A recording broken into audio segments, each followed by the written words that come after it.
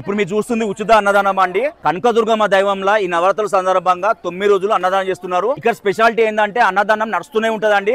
ఒకవేళ అయిపోయింది అనుకో మళ్ళా వండుతారు. ఇంకో స్పెషల్ ఏందయ్యా అంటే ఇక్కడ రోజు రాత్రిపూట కుంకుమార్చన లేడీస్ ఫ్రీ అనమాట. ఎంతమంది రావచ్చు. కుంకుమార్చనకి సామాన్ కూడా వీలే సప్లై చేస్తారంట. నిజంగా చాలా అంటే చాలా గ్రేట్ అండి. మెనూ చూడొచ్చు.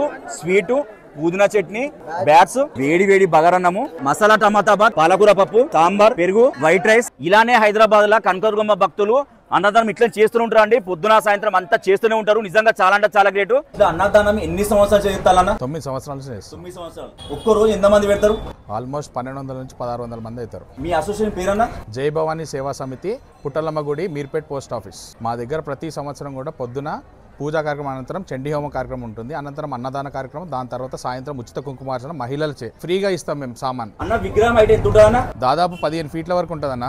40,000 రూపాయలు మా విగ్రహం వచ్చేసి. 40,000 దూల్పేట నుంచి. ఇప్పుడు ఈ సెట్టింగ్ ఇది అంతా వేస్తారు కదా, అంతా వేసి అన్నదానం చేస్తారు కదా, అవును. ఖర్చు వస్తుందా మొత్తం ఓవరాల్? మాకు వచ్చేసి ఆల్మోస్ట్ ఒక 5 నుంచి 8 లక్షల మధ్యలో వస్తుంది. కంప్లీట్ గా 10 విగ్రహాలు అండి. అమ్మవారు చూడడానికి 2 కళ్ళు సరిపోతలేవండి. జై బోలో దుర్గా మాతా కీ జై! జై బోలో దుర్గా మాతా కీ జై!